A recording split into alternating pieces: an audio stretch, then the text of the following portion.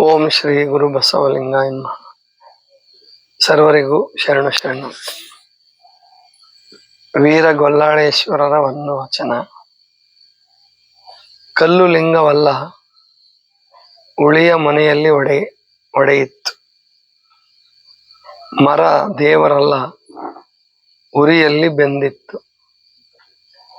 ಮಣ್ಣು ದೇವರಲ್ಲ, ನೀರಿನ ಕೊನೆಯಲ್ಲಿ ಕದಡಿತ್ತು. ಇಂತಿವನೆಲ್ಲವನರಿವ ಚಿತ್ತ ದೇವರಲ್ಲ, ಕರ್ಣಂಗಳ ಮೊತ್ತದೊಳಗಾಗಿ ಸತ್ವಗೆಟ್ಟಿತ್ತು. ಇಂತಿವಲ್ಲದೆ ಯಾವುದೆಂದಡೆ ಇವು ಯಾವ ದೇವರಲ್ಲ ಅಂತ ಅಂದಮೇಲೆ, ಹಾಗಾದ್ರೆ ದೇವ್ರು ಯಾರು ಅಂತಂದ್ರೆ, ಕಂಡವರೊಡನೆ ಕೈಕೊಂಡಾಡದೆ, ಕೊಂಡ ವ್ರತದಲ್ಲಿ ಮತ್ತೊಂದ ಬೆರೆಯದೆ, ವಿಶ್ವಾಸ ಗ್ರಹಿಸಿ ನಿಂದಲ್ಲಿ,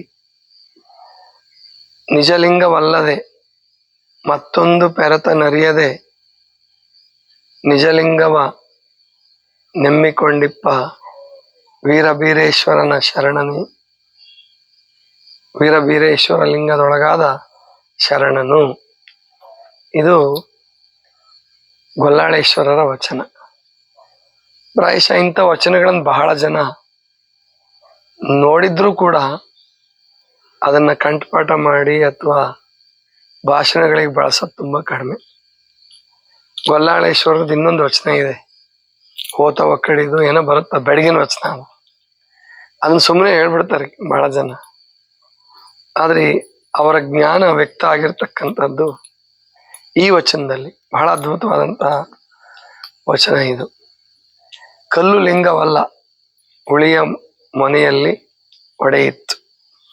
ಅಂದ್ರೆ ಕಲ್ಲು ಲಿಂಗ ಅಂತ ಅಂದ್ರೆ ಅದು ಲಿಂಗ ಅಲ್ಲ.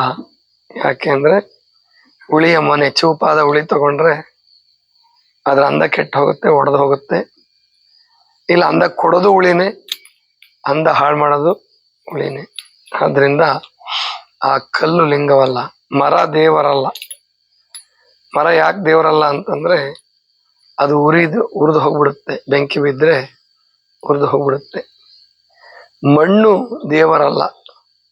ಯಾಕಪ್ಪ ಅಂತಂದ್ರೆ ನೀರಿನ ಕೊನೆಯಲ್ಲಿ ಕದಡಿತ್ತು. ಎಷ್ಟು ಅದ್ಭುತವಾದ ಒಂದೊಂದು ಶಬ್ದ ಅವ್ರದ್ದು ಎಷ್ಟು ಅದ್ಭುತವಾಗಿ ಬಳಸ್ತಾರಂದ್ರೆ, ನೀರಿನಲ್ಲಿ ಕದಡಿತ್ತು ಅಂದ್ರೂ ಆಗ್ತಿತ್ತು, ನೀರಿನ ಕೊನೆಯಲ್ಲಿ ಕದಡಿತ್ತು. ಯಾಕಂದ್ರೆ ದೇವ್ರು ಮಾಡ್ಬೇಕಾದ್ರೆ ಮಣ್ಣನ್ನು ಒಣಗಿಸಿರ್ತಾರೆ, ಹೌದಾ ಇಲ್ವಾ? ಸುಮ್ಮನೆ ಹಸಿ ಮಣ್ಣಂತೂ ಯಾರು ದೇವ್ರು ಮಾಡಲ್ಲ. ಅದು ನೀರಲ್ಲಿ ಕರಗಬೇಕಾದ್ರೆ ನೀರಿನ ಕೊನೆಗೆ ಹೋಗ್ಬೇಕದು, ತಳಕ್ಕೆ ಹೋಗಿ ಸ್ವಲ್ಪ ಅದು ಮತ್ತೆ ನಿಲ್ಬೇಕು. ನೀರಿನ ಕೊನೆಯಲ್ಲಿ ಕದಡಿತ್ತು. ಸರಿಯಪ್ಪ, ಇವೆಲ್ಲ ದೇವರಲ್ಲ. ಹಾಗಾದ್ರೆ ಚಿತ್ತ ದೇವರು ಅಂತ ಹೇಳೋಣ. ಚಿತ್ತ ಮನಸ್ಸಿಗಿಂತ ಬಹಳ ಗಟ್ಟಿಯಾದದ್ದು, ಸ್ಟ್ರಾಂಗ್, ಜನ್ಮ ಜನ್ಮಾಂತರದ ವಾಸನೆಗಳನ್ನೆಲ್ಲ ತುಂಬಿಟ್ಕೊಂಡಿರ್ತಕ್ಕಂಥ ಒಂಥರ ಯೂಟ್ಯೂಬ್ ಇದ್ದಂಗೆ ಅಂತ ಇಟ್ಕೊಳ್ಳಿ. ಅದು ಕೂಡ ಅಂತ ಚಿತ್ತ ದೇವರು ಅಂತ ಹೇಳೋದಾದ್ರೆ ಇಲ್ಲ ಅಂತಾರವರು. ಇಂತಿವನೆಲ್ಲವನ ಅರಿವ ಚಿತ್ತ ದೇವರಲ್ಲ.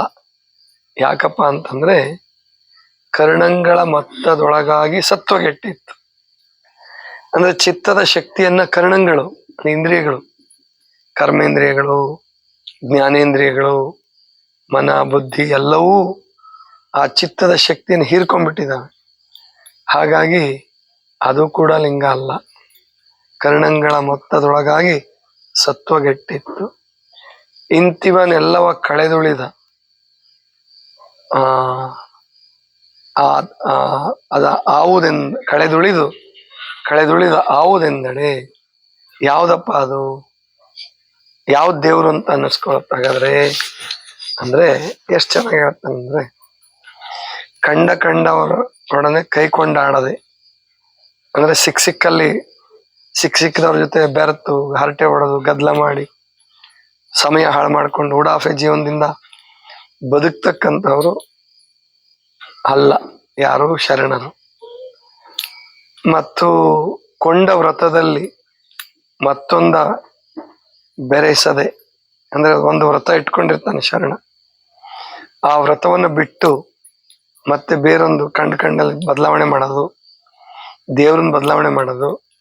ಈಗ ಎಷ್ಟೋ ಜನ ತಿಂಗಳಿಗೊಂದು ದೇವರು, ಆಮೇಲೆ ಸುಗ್ಗಿಗೊಂದು ದೇವರು, ಬೇರೆ ಬೇರೆ ಹಬ್ಬಕ್ಕೊಂದು ದೇವರು ಮಾಡ್ಕೊಂಡಿರ್ತಾರಲ್ಲ, ಆ ಥರ ಮಾಡ್ಕೊಳ್ಳಲ್ಲ ಶರಣ. ಆ ಥರ ಮಾಡಿಕೊಳ್ಳದೆ ಆಮೇಲೆ ಆ ನಿಜಲಿಂಗವನ್ನು ಅರಿತು ಮತ್ತೊಂದು ಪೆರತನರಿಯದೆ, ಅಂದ್ರೆ ಈ ನಿಜಲಿಂಗವನ್ನು ಅರ್ಥ ಮಾಡಿಕೊಂಡು ಅದನ್ನೊಂದು ಬಿಟ್ಟು ಇನ್ಯಾವುದಕ್ಕೂ ಅವನು ತಲೆ ಹಾಕಲ್ಲ, ಇನ್ಯಾವುದ್ರ ಬಗ್ಗೆ ಉಸಾಬರಿಗೆ ಅವನು ಹೋಗಲ್ಲ. ಇಂತಹ ಶರಣ ಅವನು ಸರ್ವಾಂಗಲಿಂಗಿ ಅಂತ ಹೇಳ್ತಾರ, ಅದು ಮುಖ್ಯವಾಗಿ ಗಮನಿಸ್ಬೇಕಂತ. ಅಂತಹ ಶರಣನನ್ನ ಸರ್ವಾಂಗಲಿಂಗಿ ಅಂತ ಕರೀತಾರೆ. ಒಟ್ಟು ಶರಣನ ಲಕ್ಷಣವನ್ನು ಅವ್ರು ಏನ್ ಹೇಳ್ತಾರಂದ್ರೆ, ವ್ರತಬದ್ಧನಾಗಿರ್ಬೇಕು ಒಂದು, ಆಮೇಲೆ ಸುಮ್ಮನೆ ಹೊತ್ತುಗಳಿಯಂಗಿಲ್ಲ, ಏನೋ ಬದುಕದೆ ಯಾರೋ ಸಿಕ್ಕರು ಹರಟೆ ಹೊಡೆದೆ, ಏನೋ ಕೊಟ್ರು ತಿಂದೆ, ಹಿಂಗೆಲ್ಲ ಅರ್ಥವಿಲ್ಲದೆ ಬದುಕನ್ನು ಬದುಕುವವನು ಶರಣನಲ್ಲ, ಅವನು ಲಿಂಗ ಅಲ್ಲ. ಇನ್ನು ನಿಜಲಿಂಗವನ್ನ ನಂಬಿಕೊಂಡು ಆ ಲಿಂಗವನ್ನು ಒಂದು ಬಿಟ್ಟರೆ ಇನ್ಯಾವುದನ್ನು ಅವನು ಆರಾಧಿಸೋದಿಲ್ಲ. ಅಂತ ಅವನೇ ಸರ್ವಾಂಗ ಲಿಂಗಿ. ವೀರ ಬೀರೇಶ್ವರ ಲಿಂಗದಲ್ಲಿ ಲಿಂಗದ ಒಳಗಾದ ಶರಣನು. ನೋಡಿ ಅವ್ರ ಅಂಕಿತನು ಎಷ್ಟು ಚೆನ್ನಾಗಿದೆ ಅಂದ್ರೆ, ವೀರ ಬೀರೇಶ್ವರ ಲಿಂಗ ಅಂದ್ರೆ ಬೀರ ದೇವರು ಅಂತ ಇತ್ತು ಮೊದಲು. ಆ ತರ ನೋಡಿದ್ರೆ ಇದು ಸ್ಥಾವರಲಿಂಗ ಸೂಚಕ ಅಲ್ಲ, ನಿಜವಾಗಿ ಅದನ್ನ ಬದಲಾಯಿಸಿಕೊಂಡು ಸ್ಥಾವರ ಲಿಂಗದಂತೆ ತೋರುತ್ತಷ್ಟೇ ಇದು.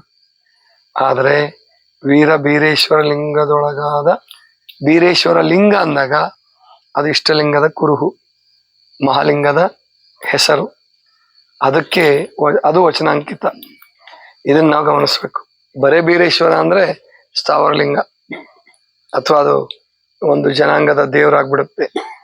ಆದ್ರೆ ಇಲ್ಲಿ ಗೊಲ್ಲಾಳೇಶ್ವರರು ಹೇಳ್ತಾ ಇರ್ತಕ್ಕಂಥದ್ದು ಬೀರೇಶ್ವರ ಲಿಂಗ ಅಂತ ಬಳಸಿದ್ರು. ಇಲ್ಲಿ ಬೇರೆ ಬೇರೆದ್ರಲ್ಲಿ ನಾವು ಏನು ಸೌರಾಷ್ಟ್ರ ಸೋಮೇಶ್ವರ ಲಿಂಗ, ಮಹಾಲಿಂಗ ಕಲ್ಲೇಶ್ವರ, ಈ ತರ ಎಲ್ಲ ಸ್ಥಾವರಲಿಂಗಗಳನ್ನ ಅದರ ಹೆಸರನ್ನ ಬದಲಾಯಿಸ್ಕೊಂಡು ಲಿಂಗ ಅಥವಾ ಮಹಾಲಿಂಗ ಗಜೇಶ್ವರ, ಮಹಾಲಿಂಗ ಅಂದಾಗ ಅದು ಮಹಾಲಿಂಗದ ಸೂಚಕ, ಇಷ್ಟಲಿಂಗದ ಸೂಚಕ ಆಗತ್ತೆ. ಅದನ್ನ ಚೆನ್ನಾಗಿ ಗಮನಿಸ್ಕೋಬೇಕು. ಇದೇ ವಚನ ಹೃದಯದ ತಿರುಳು ಏನಪ್ಪಾ ಅಂತಂದ್ರೆ, ಸ್ಥಾವರಲಿಂಗದಂತೆ ತೋರ್ತವೆ ಹೊರತು ಅವು ಸ್ಥಾವರಲಿಂಗ ಸೂಚಕಗಳಲ್ಲ. ಅದನ್ನ ಮುಖ್ಯವಾಗಿ ನಾವು ಗಮನಿಸ್ಬೇಕು. ಆದ್ರಿಂದ ಇದು ವಚನಾಂಕಿತಗಳು ನಮ್ಮನ್ನ ಸನ್ಮಾರ್ಗಕ್ಕೆ, ಸತ್ಯ ಮಾರ್ಗಕ್ಕೆ ಕರ್ಕೊಂಡು ಹೋಗ್ತವೆ. ಕನ್ಫ್ಯೂಷನ್ ಮಾಡಲ್ಲ ಅವು. ವಚನಾಂಕಿತಗಳ ಬೆನ್ನು ಹತ್ತಿ ನಡೆದ್ರೆ ಅವು ನಮ್ಮನ್ನ ದಾರಿ ತಪ್ಪಿಸೋದಿಲ್ಲ. ಪುರಾಣಗಳ ಬೆನ್ನು ಹತ್ತಿ ಹೋದ್ರೆ ಅವ್ರು ನಮ್ಮನ್ನು ಆ ಗೊಂಡಾರಣ್ಯದಲ್ಲಿ ಬಿಟ್ಬಿಡ್ತಾರೆ, ದಾರಿನೇ ಸಿಕ್ಕಲ್ಲ. ಕಡೆಗೆ ಧರ್ಮನೇ ಬೇಡ ಬಿಡು, ಸುಮ್ಮನೆ ಏನೋ ಅಪ್ಪ ಅವ್ವ ಏನ್ ಕಲ್ಸಿದ್ರು ಅದನ್ನ ಮಾಡ್ಕೊಂತ ಸುಮ್ಮನೆ ಒಂದ್ ದಿವಸ ಸತ್ತು ಹೋಗೋದು ಇದಾಗತ್ತೆ. ನಿಜವಾಗಿ ಧರ್ಮವನ್ನು ಅರ್ಥ ಮಾಡ್ಕೋಬೇಕು ಅಂದ್ರೆ ಅವನು ವಚನಾಂಕಿತಗಳ ಬೆನ್ನು ಹತ್ತಿದ್ರೆ ಇಡೀ ವಿಶ್ವದ ಇತಿಹಾಸದಲ್ಲಿ ವಿಶಿಷ್ಟವಾದಂತಹ ಉನ್ನತವಾದಂತಹ ಚಿಂತನೆ ವಚನಾಂಕಿತ ಮೂಲಕ, ಅವುಗಳ ಶರಣರು ಎಷ್ಟು ಜ್ಞಾನಿಗಳಿದ್ರು ಅನ್ನೋದನ್ನ ಆ ವಚನಾಂಕಿತ ನೋಡೇ ತಿಳ್ಕೊಬಹುದು. ಅಷ್ಟು ಅದ್ಭುತವಾಗಿರುತ್ತೆ. ಅದನ್ನು ನಾವು ಸರಿಯಾಗಿ ಅರ್ಥ ಮಾಡ್ಕೊಳ್ಳೋಣ. ಇದಿಷ್ಟು ಇವತ್ತಿನ ಚಿಂತನ. ಸರ್ವರಿಗೂ ಶರಣ.